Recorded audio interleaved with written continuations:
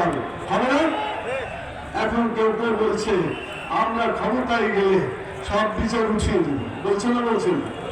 তো এটা হলে যারা অপরাধীদেরকে সমর্থন করে, তাহলে অপরাধ যে করে আর অপরাধীদের যে সমর্থন করে একে আলাদা হলো না এক হয়ে গেল? তাহলে প্রকৃত শক্তি আর নব্য যারা আগামী দিনে নিজেদেরকে ঘোষণা করেছে যে তারা এই দেশকে পরিচালনা করবে।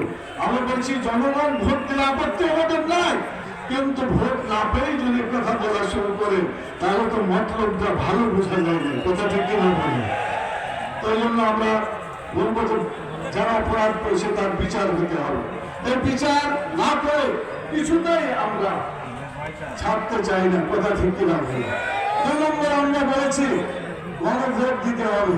তো গণভোট মানে পাবলিকের ভোট, কথা ঠিক কিনা বলে। এই পাবলিককে ভয় করে যে তারা কি গণতন্ত্র বিশ্বাস করে, সেজন্য গণভোট তাদেরকে মানতে হবে।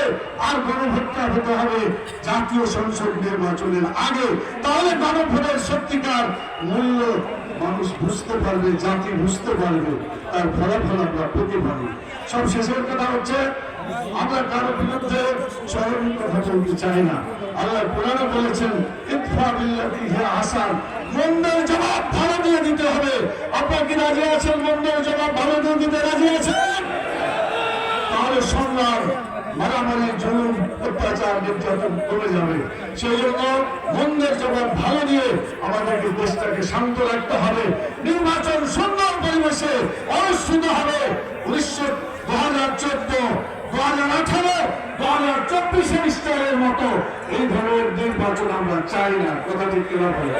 সেই জন্য সত্যিকার যাতে গণতন্ত্র হয়, মানুষের হক প্রতিষ্ঠিত হয় এবং মানুষের অধিকার যাতে বাস্তবায়িত হয়, সেজন্য বর্তমান প্রধান উপদেষ্টাকে আমাদের 5 দফা দাবি মেনে নিয়ে এই দেশকে সুন্দরভাবে নির্বাচন উপহার দেওয়ার জন্য আহ্বান জানিয়ে আপনাদেরকে অসংখ্য ধন্যবাদ জানিয়ে, যারা বিভিন্ন জায়গা থেকে এসেছেন সকলকে আন্তরিক ধন্যবাদ জানিয়ে আমার কথাকে শেষ করছি। আল্লাহ তাআলা যেন আমাদেরকে দয়া করে, মেহেরবানি করে মানুষের জুলুম থেকে রক্ষা করেন। আল্লাহুম্মা আমিন। সবাইকে ধন্যবাদ জানিয়ে শেষ করছি। সুবহানাকাল্লাহুম্মা ওয়া বিহামদিকা আশহাদু আল্লা ইলাহা ইল্লা আনতা আস্তাগফিরুকা।